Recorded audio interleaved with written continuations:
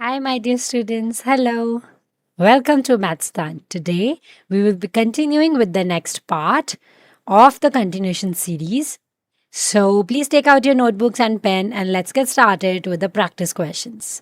And let's understand the most important concepts as well. So, let us look at the question number 1 for today, which is 10th. Blastophore in frog ultimately contributes to A. Anus, B. Archenteron formation, C. Yolk plug formation, D. Neural tube. So my dear students blastopore जो होता है frog में वो ultimately किस चीज़ में contribute करता है। सो blastophore जो होता है वो क्या बनाएगा।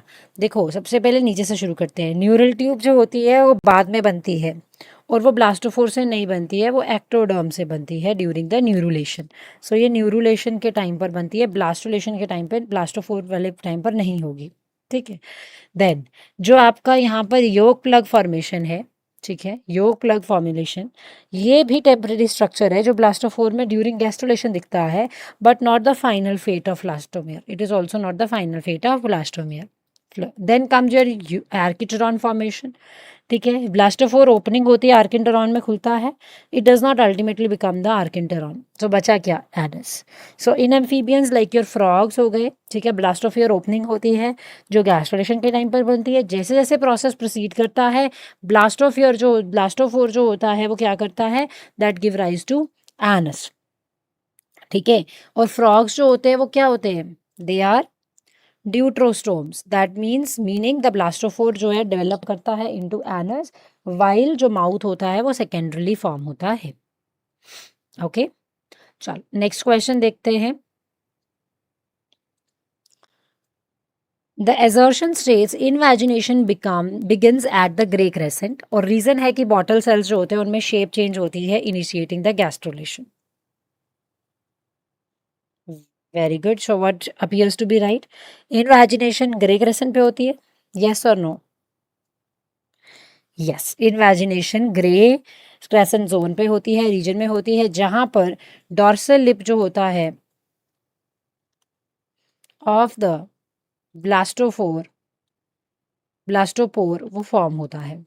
Bottle cells undergo shape changes initiating the gastrulation. Bottle cells shape change करते हैं गैस्ट्रोलेशन को इंक्लूड करके, यस करते हैं। सो बिकॉज लगा के देखते हैं। इनवेजिनेशन इसीलिए होती है स्टार्ट ग्रेस क्रेसेंट में क्योंकि बॉटल सेल्स जो होते हैं वो अंडरगो करते हैं shape change initiating the gastrulation. So both A and R true and R is the correct explanation of A also. Next देखते हैं। The blastocele of frog blastula is located mainly towards the vegetal hemisphere, animal hemisphere, marginal zone या फिर grey crescent. Blastocoel जो होता है frog blastula का वो located कहाँ होता है, मेनली वेजिटल हेमिस्फेयर में, एनिमल हेमिस्फेयर में, मार्जिनल जोन में या ग्रे क्रेसेंट में। सो माय डियर स्टूडेंट्स, क्या होता है, फ्रॉग का ब्लास्टुला जो होता है, ठीक है, वहां पर जो ब्लास्टोसील होती है उसे क्या बोलते हैं, इसे हम ब्लास्टुला कैविटी भी बोलते हैं। ठीक है, ये जो ब्लास्टुला कैविटी होती है ये towards the animal hemisphere present होती है। वाई, बिकॉज द वेजिटल पोल जो हेमिस्फीयर है इसमें बहुत सारा लार्ज योक रिच सेल्स होते हैं, ठीक है, which occupy more space and they push the blastocoel upward towards the animal pole also. Okay, चलो नेक्स्ट चेक करते हैं।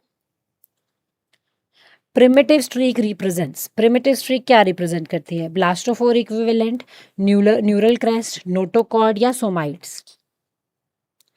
सो ये क्वेश्चन भी somewhat based on our understanding है। प्रिमिटिव स्ट्रीक किसको रिप्रेजेंट करती है, न्यूरल क्रेस्ट को करती है या न्यूटोकॉर्ड को, सोमाइट्स को या ब्लास्टोफोर को। देखो प्रिमिटिव स्ट्रीक जो होती है ना, दैट इज स्ट्रक्चर जो कि हमें मिलता है इन द एम्ब्रियोज। किसके एम्ब्रियोज में मिलेगा, जैसे बर्ड्स हो गए, मैमल्स हो गए, रेप्टाइल्स हो गए, ठीक है, इनमें प्रेजेंट होता है। And it is the site जहाँ पर सेल्स जो होते हैं वो अंदर की तरफ मूव करते हैं, and that too during the gastrulation. ठीक है, just as they do through the blastopore in amphibians. Therefore जो प्रिमिटिव स्ट्रीक होती है that represents the blastopore equivalent. Okay, चलो नेक्स्ट क्वेश्चन चेक करते हैं। This is about the Extra embryonic membranes in chick include amnion, chorion, allantois, placenta. So we'll explain each of them. Okay, so extra embryonic जो membrane है चिक में वो क्या include करती है? वो amnion इंक्लूड करती है, chorion करती है, allantois करती है या placenta करती है? तो माय डियर स्टूडेंट्स, जब बात हो रही है एमनियन की, तो ये एम्ब्रियो को सराउंड करता है with the amniotic fluid and it protects it from the mechanical shock. ठीक है, ये इसको मैकेनिकल शॉक से प्रोटेक्ट करता है। जो आपका कोरियन होता है ये आउटरमोस्ट मेम्ब्रेन होती है अलोंग द एलेंटॉइस और ये हेल्प करती है किसमें? गैसियस एक्सचेंज में। जो एलेंटॉइस होता है ये स्टोर करती है नाइट्रोजनस वेस्ट को, मेनली यूरिक एसिड को। जो प्लेसेंटा होता है वो क्या करता है? प्लेसेंटा जो होता है वो चिक एम्ब्रियोज में प्रेजेंट नहीं होता। प्लेसेंटा मैमल्स की कैरेक्टरिस्टिक फीचर है, तो ये तो हो ही नहीं सकता। ओके, सो सिंपल है, placenta can not be the correct answer. Check the next one. Area pellucida is opaque yolk rich region, transparent central blastoderm, primitive streak या न्यूरल प्लेट? एरिया पैल्यूसिडा जो है वो क्या है? वो ओपेक है, योक rich reason होता है, या फिर ट्रांसपेरेंट सेंट्रल ब्लास्टोडर्म होता है, या प्रिमिटिव स्ट्रीक होती है, या फिर न्यूरल प्लेट होती है। क्या होता क्या है इसमें? शाबाश। So we have to take it as very evidence. Area pellucida is area pellucida is so my dear students, जो एरिया पैलिसुडा होता है वो सेंट्रल ट्रांसपेरेंट रीजन होता है। ठीक है, और ये रीजन होता है ब्लास्टोडर्म का चिक के एम्ब्रियो में। ठीक, ये हमेशा ट्रांसपेरेंट क्यों दिखता है? क्योंकि ये थोड़ा सा लिफ्टेड होता है अवे फ्रॉम द योक, और जो कि एक स्पेस बना देता है जिसे हम बोलते हैं सब जर्मिनल कैविटी। क्या बोलते हैं इसको? हम सब जर्मिनल कैविटी भी बोलते हैं। So it is the region from which the embryo proper develops. So we have embryo proper and we have extra embryonic things. So embryo proper जो है वो इधर से ही डेवलप कर रहा है। The correct answer to this one goes to be your the transparent central blastoderm. I hope this part is clear. All right, now let's have a look here with the next one. Okay, the next one is again the assertion reason based question. Cleavage in chick is meroblastic. Assertion reason presence of the abundant yolk restricts cleavage. So cleavage जो है चिक में वो meroblastic है, और reason क्या है? कि प्रेजेंस है एम्ब्रियन अबंडेंस योक की, जो कि क्लीवेज को रेस्ट्रिक्ट करता है, यानी कि क्लीवेज को वो रोकने का काम करता है। So what do you think will be the correct option here up? So let us keep it very simple. यहाँ पर क्लीवेज चिक में मीरोब्लास्टिक होती है, बिल्कुल होती है। ठीक है, क्योंकि यहाँ पर जो क्लीवेज होती है वो इनकम्प्लीट होती है, और इतना ही नहीं, it is specially discoidal meroblastic. कौन सी होती है? स्पेशली डिस्कॉइड होती है, स्पेशली डिस्कॉइडल मीरोब्लास्टिक होती है। प्रेजेंस ऑफ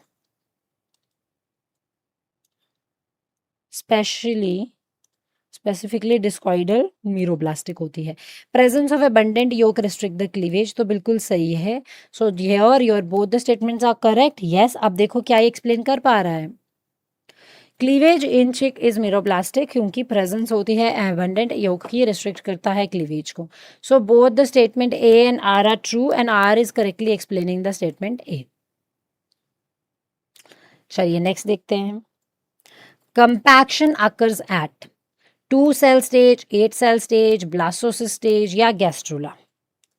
कंपैक्शन कौन सी स्टेज में होगी? आपको क्या लगता है? पहले तो पता होना चाहिए कॉम्पैक्शन क्या है। कॉम्पैक्शन एक प्रोसेस है जहां पर जो आपके ब्लास्टोमियर्स होते हैं ना, वो टाइटली पैक होना शुरू हो जाते हैं। इनका सेल टू सेल एडहेशन जो है वो इंक्रीज होना शुरू हो जाता है, और ये शुरू होता है आपका 8 सेल स्टेज में, मेम्बेलियन एम्ब्रियो में, जिसकी वजह से क्या बनता है? मॉर्यूला बनता है ब्लास्टुला के बाद। फिर उसके बाद later on it is followed by the blastocyst. Got my point? चलिए नेक्स्ट देखते हैं। Inner cell mass forms, inner cell mass क्या बनाता है? एम्ब्रियो प्रॉपर, ट्रोफोब्लास्ट, एमनियन या फिर yolk sac? What inner mass cell forms? जो इनर सेल मास होता है वो क्या फॉर्म करता है? देखो, सबसे पहले इनर मास सेल जो होता है that is also called as ICM। ठीक है, योग सेल जो है वो एक्स्ट्रा एम्ब्रियोनिक है membrane, not the primary fate of the inner cell wall. Amnion जो होता है, amnion is also the extra embryonic membrane which is formed later on. Trophoblast की बात करें तो this actually forms the outer layer of blastocyst, और ये mainly placenta को कंट्रीब्यूट करता है। एम्ब्रियो प्रॉपर है जो कि मेन है, that is develops into embryo proper, that means the actual body of the embryo. Okay, so inner mass जो है सेल मास वो क्या फॉर्म करता है? It forms the embryo proper. चलिए नेक्स्ट क्वेश्चन देखते हैं। Implantation normally occurs through morula stage, blastocyst stage, gastrula stage या neurula stage? So very simple it is कि जो इम्प्लांटेशन है वो कैसे आकर करती है नॉर्मली, कौन सी स्टेज में? देखो, जब अगर मॉर्यूला में बोलो तो मॉर्यूला में तो वो स्टिल ट्रैवल कर रहा होता है through the fallopian tube and implantation तो भी हुई नहीं होती है, सो ए तो हो नहीं सकता है। ठीक है, गेटिंग माई पॉइंट, ए तो नहीं हो सकता है। देन कम्स योर सी वाला, देखो गैस्ट्रुला स्टेज, तो गैस्ट्रुला स्टेज जो होती है वो इम्प्लांटेशन के बाद बनती है। न्यूरुला स्टेज तो बहुत देर बाद बनती है जब एम्ब्रियो डेवलप भी कर गया होता है। अभी यहाँ पर किसकी बात चल रही है कि इम्प्लांटेशन हो, तो इम्प्लांटेशन होती कौन सी स्टेज में है? Correct stage for the implantation is blastocyst. Got my point? The correct stage is blastocyst, this one. Check this one. Now coming to the next one is the assertion. Trophoblast differentiate into cytotrophoblast and syncytiotrophoblast. Reason: syncytiotrophoblast invades the uterine endometrium. Okay. Now check. Very good. बताओ। सो जो trophoblast होता है वो differentiate करता है into cytotrophoblast और सिंसिटियोट्रोफोब्लास्ट में। ठीक है, सो क्योंकि इम्प्लांटेशन के टाइम पे जो ट्रोफोब्लास्ट होता है वो डिवाइड करता है किसमें? It divides into two forms actually, it forms cytotrophoblast या फिर ये बनाता है सिंसिटियोट्रोफोब्लास्ट। ठीक है, तो रीजन देखो, सिंसिटियोट्रोफोब्लास्ट इन्वेट करता है यूट्रीन के एंडोमेट्रियम को, दैट इज ट्रू। अब आप देखो क्या ये दोनों स्टेटमेंट सपोर्ट कर पा रही है एक दूसरे को? So trophoblast differentiate into cytotrophoblast and syncytiotrophoblast because syncytiotrophoblast invades the uterine endometrium. So my dear students, the statement is basically correct, बिल्कुल सही स्टेटमेंट है। So that turns to be the right one. Both A and R are true and R is the correct explanation of A. Check the next one. Which placenta is the least intimate? Hemochorial, endotheliocorial, epitheliocorial और hemoendothelial? कौन सा इनमें से placenta है जो कम intimate है, less intimate है? शाबाश।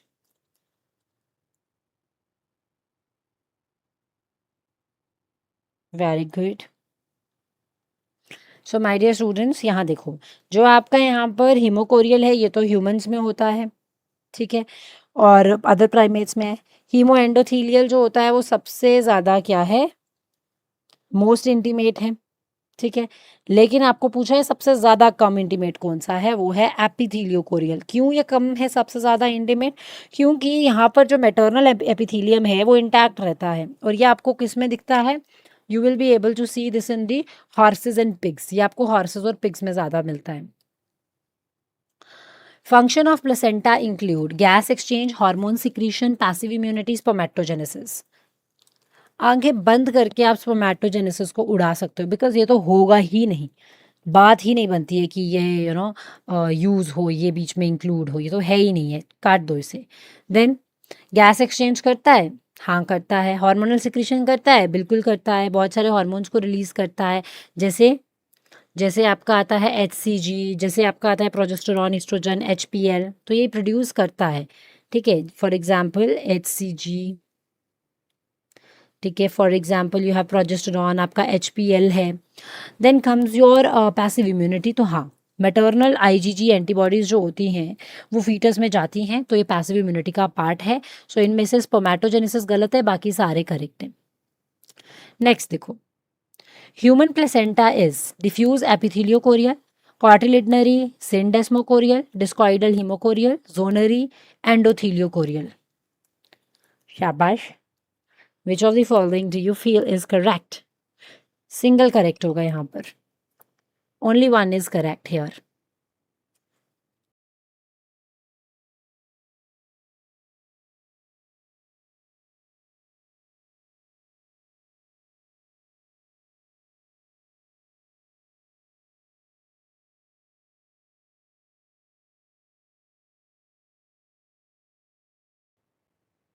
All right. So when we talk about the human placenta, that is diffuse या फिर कार्टिलेडनरी या डिस्कॉइडल या zonary. So my dear students, it has to be very much clear कि सिंगल करेक्ट के लिए बोला हुआ है, तो यहाँ पर डिस्कॉइडल एपिथीली है, डिस्कॉइडल हीमोकोरियल है। मैंने आपको पहले भी ऊपर बताया कि हम में क्या होता है, स्ट्रिक्टली डिस्कॉइडल हीमोकोरियल टाइप का प्लेसेंटा जो है वो प्रेजेंट होता है। डिस्कॉइडल का मतलब डिस्क शेप, हीमोकोरियल का मतलब होता है मैटरनल ब्लड डायरेक्टली कॉन्टैक्ट में होती है with the chorionic villi. Got my point? So this is discoidal hemocoria. चलिए नेक्स्ट देख लेते हैं एक बारी। Placental hormones include, placental hormones क्या इंक्लूड करते हैं? HCG, प्रोजेस्टेरॉन, HPL और टेस्टोस्टेरॉन। प्लेसेंटल हार्मोन्स में मैंने आपको बताया, अभी HCG बताया, HPL बताया, प्रोजेस्टेरॉन बताया मैंने। टेस्टोस्टेरॉन नहीं हो सकता क्योंकि मेल फीमेल की बॉडी में टेस्टोस्टेरॉन का कोई ज़्यादा काम नहीं है। But you would be surprise to know कि फीमेल की बॉडी में भी टेस्टोस्टेरॉन प्रेजेंट होता है। जैसे जैसे फीमेल्स जो होती हैं वो जैसे उनका मेंसेस बंद हो रहे हैं, मीनोपॉज स्टार्ट हो रहा है, तो फीमेल की बॉडी में भी टेस्टोस्टेरॉन प्रेजेंट होते हैं। बट कंपेयर टू उनके ईस्ट्रोजन लेवल्स जो क्या हो गए, जो फॉल कर रहे हैं, उसके कंपैरिजन में देखें तो टेस्टोस्टेरॉन लेवल्स जो होते हैं वो ज़्यादा लगते हैं, जिसकी वजह से फीमेल्स में थोड़े मेल लाइक कैरेक्टर्स, वॉइस में चेंजेस, हेयर लाइक थिंग्स या और भी चेंजेस जो है वो हार्मोनल इम्बैलेंस की वजह से आपको मिलना शुरू हो जाते हैं। So this is one thing. Second important thing यहाँ पर ये आती है कि उसी तरह से मेल्स में भी ईस्ट्रोजन के लेवल्स होते हैं and they come up into picture when they are little age. लेकिन ये जो प्रोमिनेंट फीचर्स हैं ये फीमेल्स में ज़्यादा दिखते हैं। ऐसा इसलिए दिखते हैं because females are having the more tendency to have the processes, right, like the menses and all. Have a look at the next one. Human placenta is deciduate. Reason is that maternal tissue is shed during parturition. So let us keep it very simple. Human placenta deciduate होता है, true और false? My dear students, बिल्कुल सही है, डेसिड्यूएट होता है। मतलब maternal uterine की जो लाइनिंग है, जो डेसिडुआ है, वो क्या करता है, वो जो डेसिडुआ होता है ना, दैट एक्चुअली या बेसिकली अगर हम बोले वो शेड होता है प्लेसेंटा के साथ जब चाइल्ड बर्थ होता है, तो सही है। मैटरनल टिश्यू शेड होता है, बिल्कुल सही होता है, तो इसीलिए डेसिड्यूएट है because maternal tissue is shed during the parturition. So both the statements are correct and reason is the correct explanation of the assertion also. ठीक है, चलिए नेक्स्ट क्वेश्चन देख लेते हैं एक बारी। Amphibian metamorphosis is primarily controlled by insulin, thyroxine, cortisol या growth hormone. So this is one of the important topic of the metamorphosis के पार्ट में इंपॉर्टेंट है कि कौन सा हार्मोन कंट्रोल कर रहा है। बहुत ईजी है, थायरॉक्सिन, थायरॉक्सिन, थायरॉक्सिन, जो हम T4 की फॉर्म में पढ़ते हैं एम्फीबियंस में, जब फ्रॉग का मेटामॉर्फोसिस को हम स्टडी करते हैं। सो थायरॉक्सिन आता है T4। इंसुलिन रेगुलेट करता है ब्लड ग्लूकोज को। कॉर्टिसोल जो होता है वो प्राइमरली हार्मोन नहीं है जो एम्फीबियन मेटामॉर्फोसिस को कंट्रोल करे। ग्रोथ हार्मोन जो है वो प्रमोट करता है ग्रोथ को, बट मेटामॉर्फोसिस को इनिशिएट नहीं करता है। So the correct answer is your thyroxine which is T4। Next check करते हैं। Thyroid hormone during tadpole metamorphosis cause tail resorption, limb development, gill degeneration या लेंस रीजनरेशन। शाबाश। तो इसमें से कौन सा इम्पैक्टेड होगा, ये चीज़ देखनी है अब हमें। सो देखो, जब आपकी यहाँ पर थायराइड की हॉर्मोन्स है, ठीक है, related to like thyroxine and all, जब वो टेडपोल मेटामॉर्फोसिस में हेल्प कर रहे तो क्या कर सकते हैं, वो टेल रिसॉर्प्शन कर सकते हैं। हाँ कर सकते हैं, यानी कि ये क्या कर सकते हैं, ये एप्टोप्टोसिस कर सकते हैं, प्रोग्राम्ड सेल डेथ कर सकते हैं, लिम्ब डेवलपमेंट कर सकते हैं, हाँ फोर लिम्ब और हाइंड लिम्ब की डेवलपमेंट भी कर सकते हैं। अच्छा, उसके बाद क्या वो गिल डिजेनरेशन कर सकते हैं? कर सकते हैं। क्या वो लेंस रीजनरेट कर सकते हैं? नहीं कर सकते हैं। So only this one is the incorrect option. ठीक है, एक सेकेंड रुकिए। I think you would mention this as चलिए, सो द करेक्ट आंसर जो यहाँ पर है, जो मेटामॉर्फोसिस थायराइड हार्मोन्स नहीं कर सकते, वो है लेंस का रीजनरेट होना, विच is actually not possible. Lens regeneration एक नॉर्मल इवेंट नहीं है, मेटामॉर्फोसिस का एक रीजनरेटिव एबिलिटी है जो हम कुछ एम्फीबियंस में देखते हैं लेंस इंजरी के बाद। So it is not induced by the thyroid hormone during the metamorphosis, this has to be very much clear. ठीक है, सो टेल रिसॉर्प्शन हो सकती है, हाँ हो सकती है, लिम्ब डेवलपमेंट भी हो सकती है, गिल रीजनरेशन भी हो सकती है, डिजनरेशन हो सकती है, बट लेंस का regeneration is actually not possible क्योंकि ये बाद में होता है and that doesn't have a role to play. So, my dear students, let's have a look at the next question. Juvenile hormone prevents metamorphosis in insects. तो क्या जो आपके JH हार्मोन्स हैं, जिन्हें आप बोलते हैं जुवेनाइल हार्मोन्स, क्या ये मेटामॉर्फोसिस को प्रिवेंट करते हैं? ट्रू या false? So the first one statement goes to be correct. ठीक है, रीजन देखते हैं। High juvenile hormone maintains larval characteristic. अगर जुवेनाइल हार्मोन जो है ज्यादा रहे तो क्या वो लावल कैरेक्टरिस्टिक को मेंटेन करता है? बिल्कुल करता है। So high level of juvenile hormone maintain the larval characteristics, जो कि प्रिवेंट करता है इंसेक्ट्स को फ्रॉम डेवलपिंग इनटू प्यूपल या फिर adult age. So both the assertion and reason are correct. अगर आप इसका क्विक पॉइंट देखना चाहते हैं तो आप समझेंगे, अगर जेएच हार्मोन जुवेनाइल हार्मोन ज्यादा होगा, साथ में आपका एकिडोसोन होगा, तो लावा मोल्ड करेगा इनटू अ लार्जर लावा। और अगर लो जुवेनाइल हार्मोन और एक्डोजोन होगा तो लावा प्यूपा में कन्वर्ट होगा। अगर जुवेनाइल हार्मोन होगा ही नहीं और साथ में एक्डोजोम होगा तो वो एडल्ट इंसेक्ट में फॉर्म हो जाएगा। Let's have a next one. Complete Metamorphosis includes egg, lava, pupa और एडल्ट। यहाँ पर आपका कंप्लीट में वो भी आ सकता है, ओवरऑल कंप्लीट भी आएगा। शाबाश। कंप्लीट जो मेटामॉर्फोसिस है वो क्या इंक्लूड करते हैं? माय डियर स्टूडेंट्स, एग है, एग से लावा बनता है, लावा से प्यूपा और प्यूपा से एडल्ट बनता है। इसी फॉर्म में होता है मेटामॉर्फोसिस इंसेक्ट्स में। इवन आपकी butterflies, house fly, mosquito, beetle, इनमें भी यही होता है। कंप्लीट मेटामॉर्फोसिस में egg to larva, larva to pupa और प्यूपा टू एडल्ट बनता है। इनकम्प्लीट में एग से निम्फ, निम्फ से एडल्ट बनता है। कोई भी प्यूपल स्टेज बीच में प्रेजेंट नहीं होती है। Okay, now let's have a look at the next one. Which of the following statements are correct? Frog exhibits holoblastic unequal cleavage, chick exhibits discoidal meroblastic cleavage, mammal exhibit rotational holoblastic cleavage, या फिर cleavage pattern depends primarily upon yolk amount and distribution. So अगर आप सबसे पहली statement देखेंगे तो statement बोलती है कि कौन सी स्टेटमेंट सही है। पहला है कि फ्रॉग जो है वो होलोब्लास्टिक अनइक्वल क्लीवेज को रिप्रेजेंट करता है। तो क्या आप मानते हैं इस चीज़ को?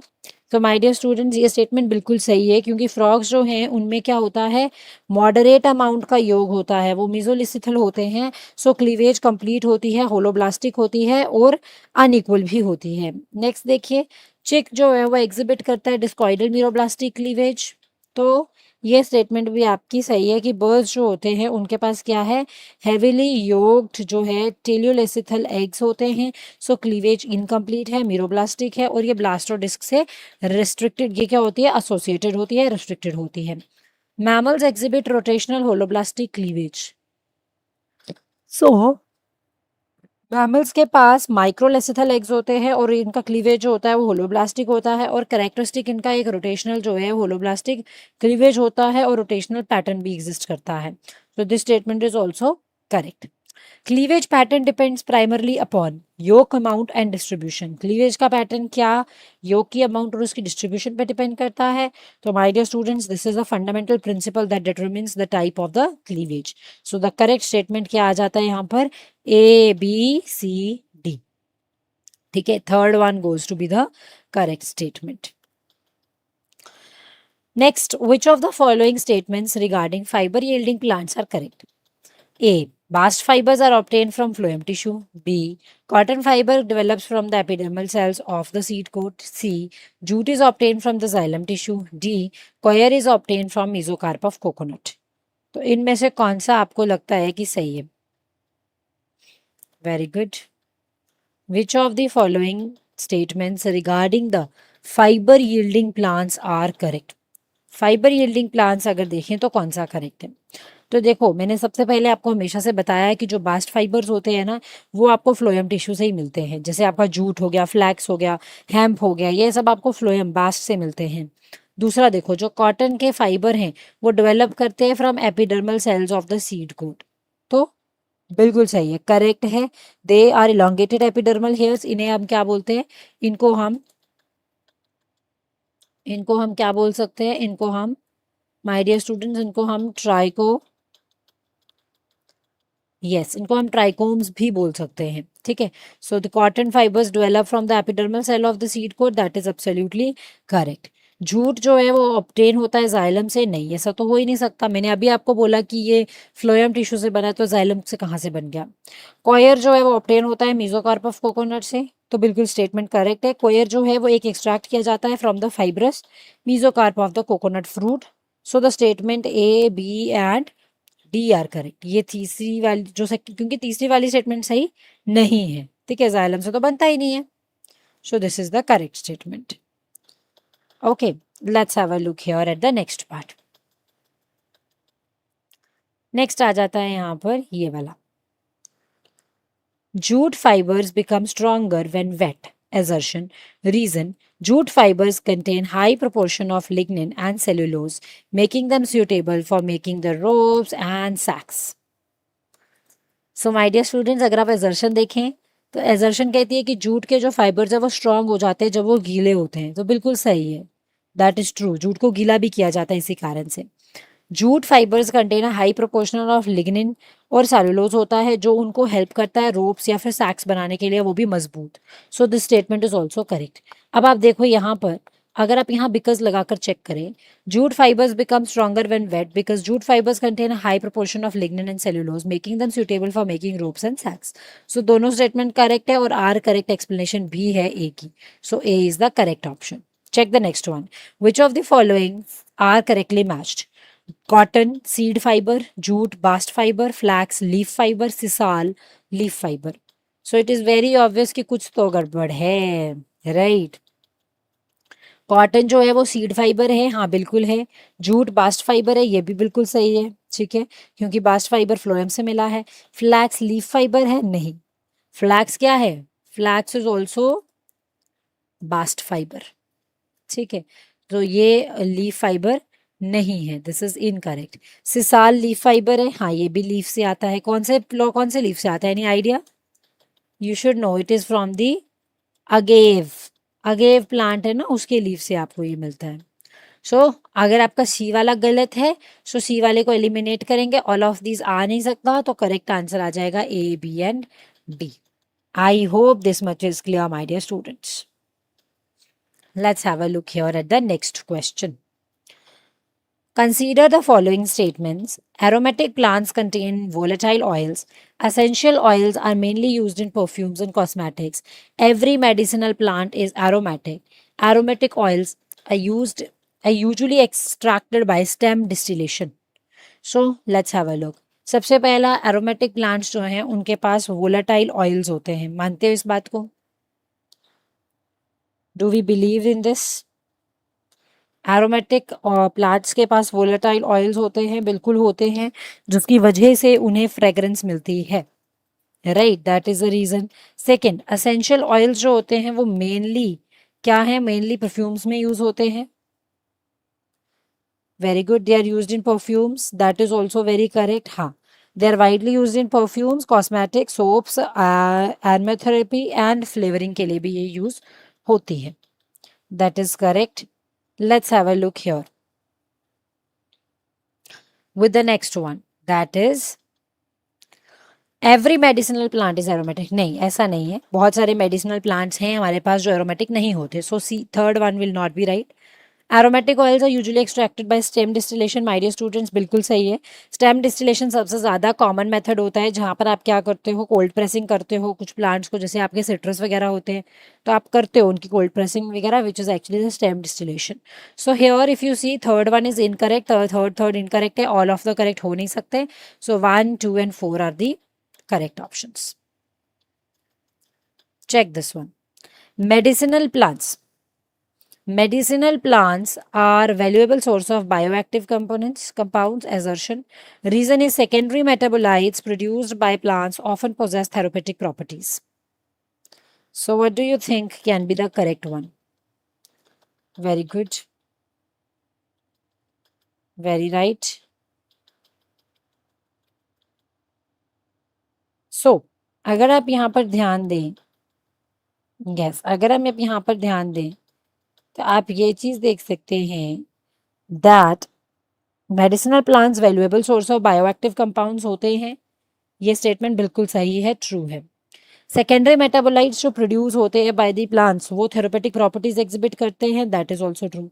सो बिकॉज लगा के चेक करते हैं। Medicinal plants valuable sources of bioactive compounds होते हैं क्योंकि सेकेंडरी मेटाबोलाइट्स जो प्रोड्यूस होते हैं बाय प्लांट्स उनमें थेरेपेटिक प्रॉपर्टीज होती हैं। So statement is correct. Yes, जैसे आपके एलेक्नॉइड्स हो गए, टर्पेनॉइड्स हो गए, फ्लेवोनॉइड्स हो गए। So both assertion and reason are correct and reason is correctly explained by the assertion is correctly explained by the reason. Which of the following plants are correctly matched with their uses? Okay, which of the following plants are correctly matched with their uses? Number one is ashwagandha, adaptogenic herb, aloe vera skin care, lemongrass essential oil, turmeric source of quinine. Okay, so it is very much easily, you can check it, detected. ashwagandha adaptogenic herb है, हाँ। It is known for body cope with stress. Aloe vera skin care के लिए, बिल्कुल हाँ। Lemon grass essential oil है, बिल्कुल हाँ। cultivated for its aromatic essential oil which is used in perfumes and all. Turmeric is the source of quinine. It's not the source of quinine, it's the source of curcumin. ठीक है, curcumin. So A, B and C are the correct options. Check the next one. Again we have matched the following, list 1 and list 2. List 1 cotton, sisal, jute, coir, and list 2 is leaf fiber, seed fiber, bast fiber, fruit fiber. So ये चेक करें क्या होगा यहाँ पर, what would be the correct one here. जो cotton है वो तो बड़ा ऑब्वियस है, कॉटन क्या होगा माय डियर स्टूडेंट्स, कॉटन क्या होगा, we have to be careful. Cotton तो सीड फाइबर होगा, ठीक है। यहाँ देखेंगे एक बारी, यहाँ देखें, जो आपका कॉटन है वो क्या है, कॉटन आपका सीड फाइबर है, ठीक है। सिसाल क्या है आपका, लीफ फाइबर है, ठीक है। अब देखो यहाँ पर P2Q1, ठीक है, यही ऑप्शन बन रहा है। Jute, jute bast fibre, coir fruit fibre. So देखो ये पहला वाला स्टेटमेंट जो है, पहला वाला सीक्वेंस इज करेक्ट है। हमेशा आप इसी तरह से इसको सॉल्व करेंगे तो आपके क्वेश्चन सच में कभी गलत होने ही नहीं वाले। आपको केयरफुल होकर काम करना है। Next is the case based study. देखिए, a pharmaceutical company is screening the plants rich in alkaloids and glycosides for drug development. Which of the following statement is or are correct? कौन सी statement यहाँ पर correct आपको लग रही है? These components or compounds are examples of secondary metabolites. They are produced only during flowering. They often produce defense against the herbivores. Many modern medicines are derived from them. So what do you think is the correct answer coming up here? So my dear students, when you talk about this, these compounds are examples of secondary metabolites. बिल्कुल सही है। आपके एल्कोइड्स होते हैं या glycosides होते हैं वो सेकेंडरी मेटाबोलाइट्स ही हैं, तो ये सही है। They are produced only during flowering, नहीं, गलत है। सेकेंडरी मेटाबोलाइट जरूरी नहीं है कि सिर्फ फ्लावरिंग के टाइम ही बने, ये डिफरेंट पार्ट्स में, डिफरेंट स्टेजेस ऑफ ग्रोथ में बनते हैं, not only during the flowering. Next देखते हैं, they provide defence, they often provide defence against herbivores, that is also correct.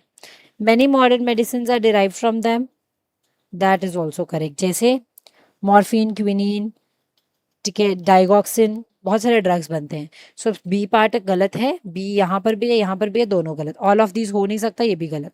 So correct answer is A, C and D. Next question check करते हैं। Essential oils are usually stored in specialized secretory structures. These structures reduce the loss of volatile components by evaporation. Statement 1, A or B. Like these are assertion reason. So, what will be the correct answer for this one? So as it is very much evident from the first one कि essential oils कुछ specially हमारे पास secretary structures होते हैं जिसमें ये present होता है, तो there is no doubt over it, बिल्कुल सही है ये, ठीक है। सेकेंड स्टेटमेंट देखते हैं कि ये जो स्ट्रक्चर्स होते हैं ये रिड्यूस करते हैं loss of volatile components by evaporation. अगर ये प्रॉपर स्ट्रक्चर्स में नहीं होंगे तो जो एसेंशियल ऑयल्स हैं, जो एरोमा है, वो तो लूज हो जाएगा, है ना, इवेपोरेशन से। सो यही स्ट्रक्चर्स होते हैं जो आपको हेल्प करते हैं, प्रोटेक्ट करते हैं। So here the correct would be both the assertion and reason are true and R is the correct explanation of A. So A is the correct option. Check the next one. Which of the following statements are correct? Fiber crops are economically important industrial raw materials. Medicinal plants are used only in the traditional medicine. Aromatic plants are cultivated for the essential oils. And cotton is the most important natural side fiber. So which of these statements you feel is correct? Very good. Mhm. So what do you think?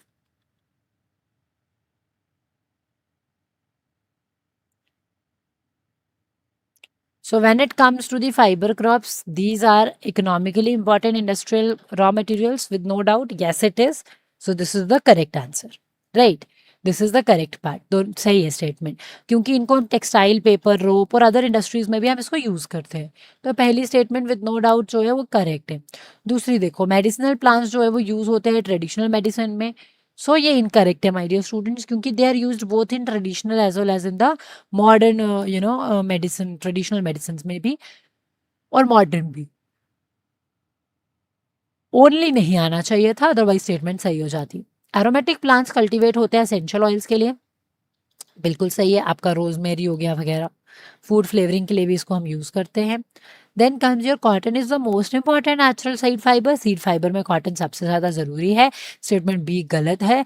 B जहां पर भी है वो गलत हो जाएगा, ये भी नहीं है, ऑल ऑफ दिस हो नहीं सकता, बी गलत है। So correct answer is A, C and D. Check the next one.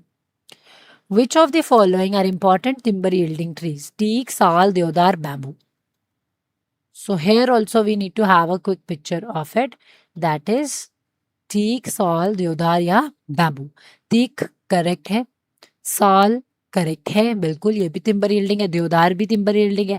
Bamboo से आपको टिम्बर नहीं मिलेगा, बैम्बू एक ग्रास है, not a tree. Although it is widely used for construction but is not classified under the timber tree. Okay.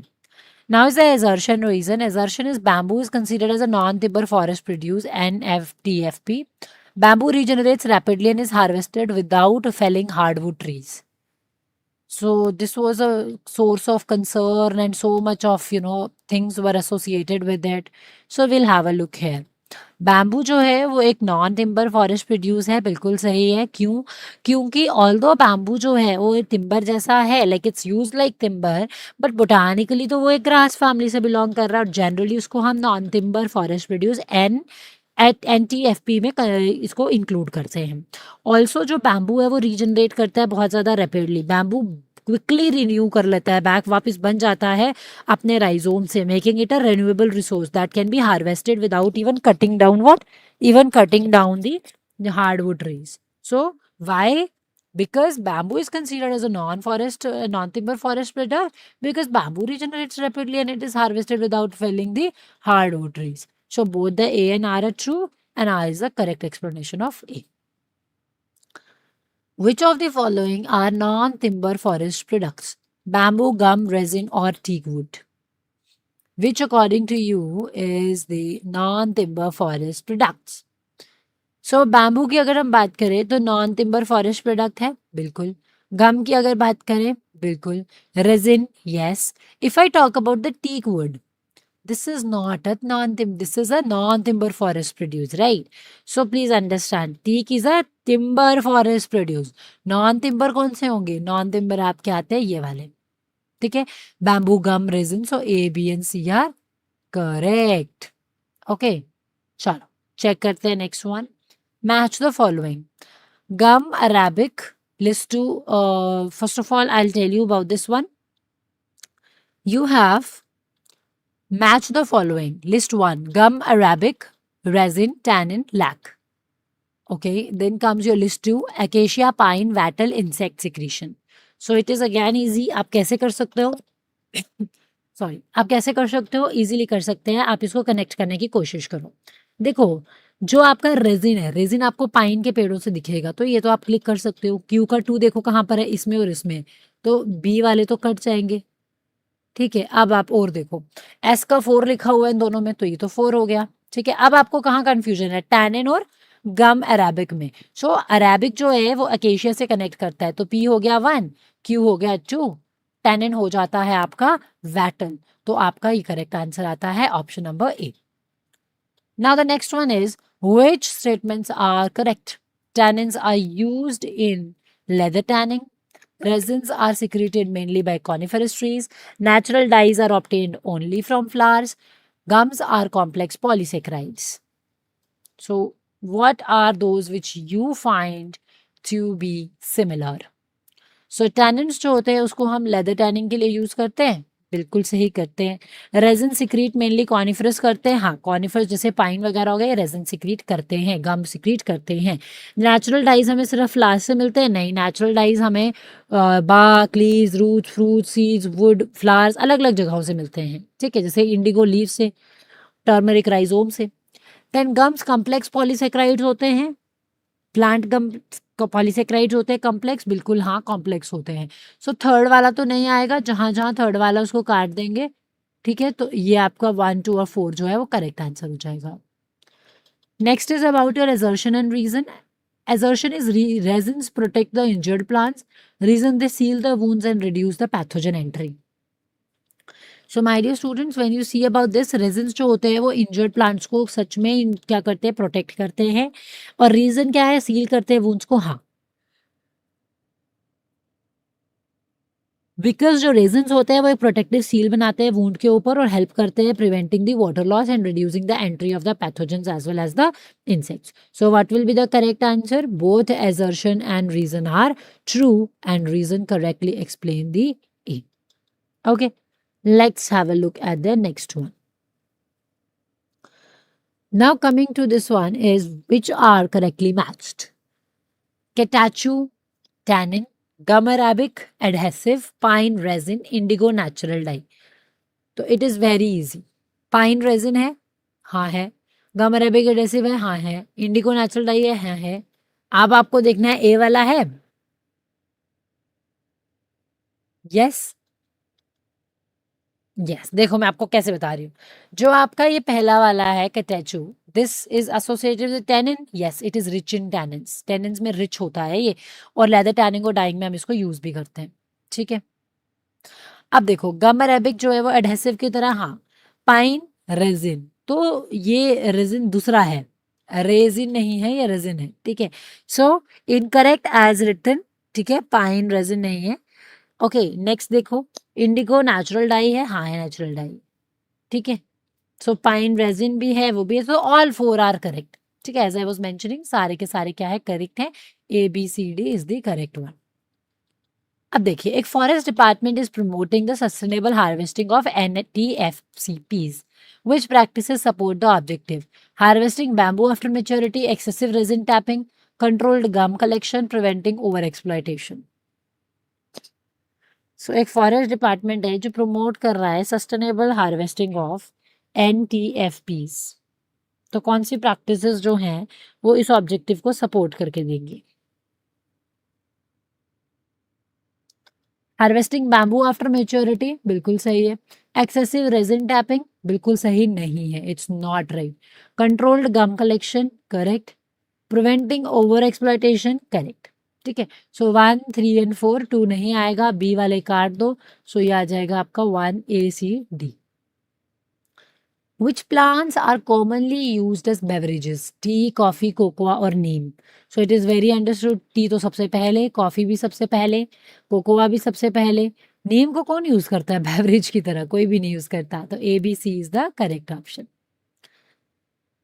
Assertion is tea and coffee contains alkaloids, and reason is caffeine is naturally occurring plant alkaloid.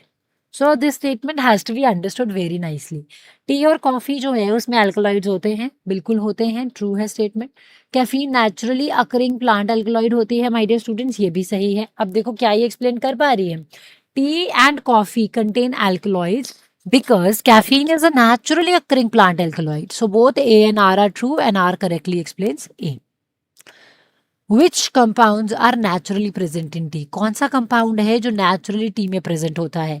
Caffeine, tannins, essential oil और morphine. So it is very understood. Essential oils तो नहीं बोल सकते हम. Tannins, resin ये बोलेंगे. देखो, essential oils फिर भी थोड़ा बहुत अरोमा के लिए हो सकते हैं. कैफीन हो सकती है, होती है. टेनिन्स होते हैं, बिल्कुल होते हैं, जिसकी वजह से आपकी एस्ट्रिंजेंट टेस्ट होता है इसका थोड़ा सा, ठीक है. लेकिन जो मॉर्फिन होती है ना, that is not present in T. Morphine Poppy से मिलती है, ओपियम पॉपी से, ठीक है. तो that is a different drug. So third वाला, फोर्थ नहीं है. डी काट दो, ये काट दो. ए, बी और C is the correct answer. Check the next one.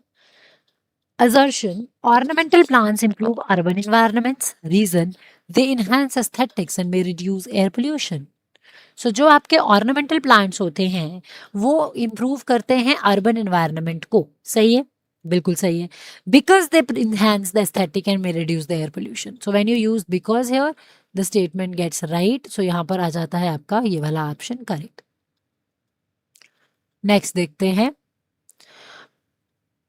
Which are ornamental plants? Rose, marigold, bougainvillea, wheat. बड़ा इजी क्वेश्चन है. मैं हमेशा कहती हूँ पेपर जो होता है हमेशा पैटर्न सेट होके आता है. कितने % इजी आएगा, इतना % टफ आएगा, ताकि हर किसी के लिए थोड़ा एक्सेसिबल हो जाए. वीट तो ऑर्नामेंटल नहीं है ना.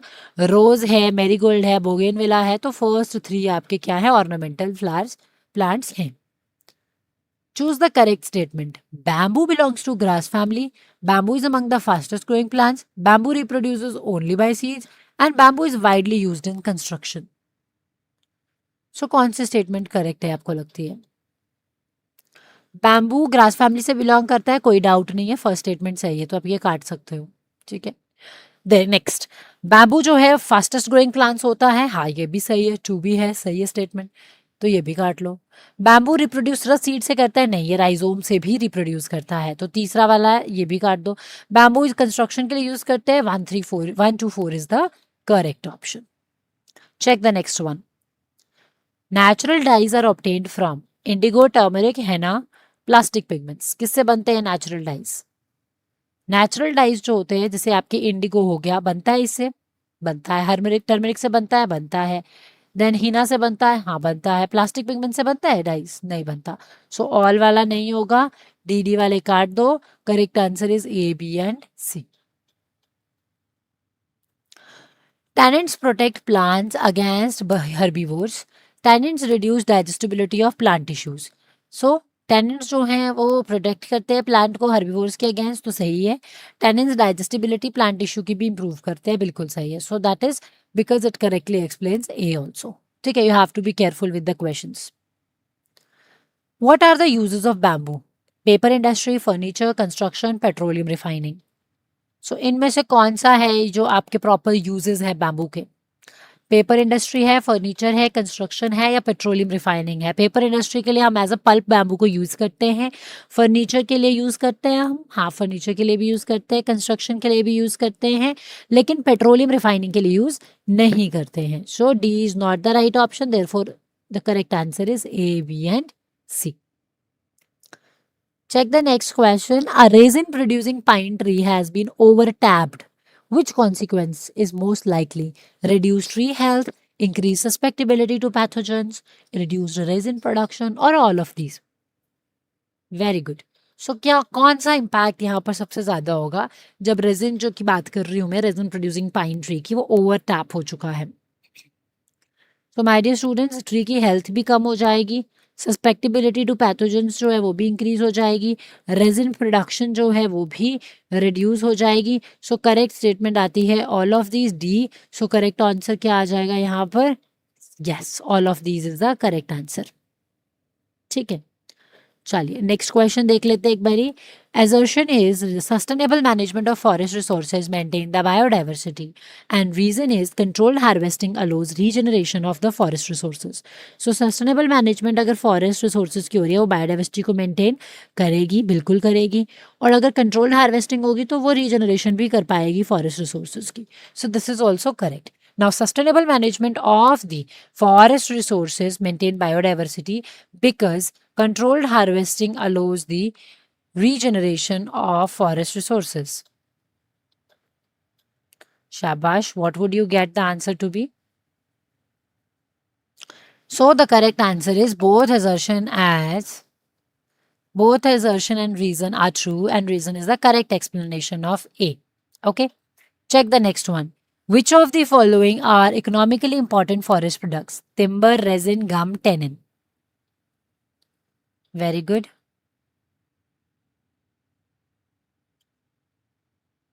Very good.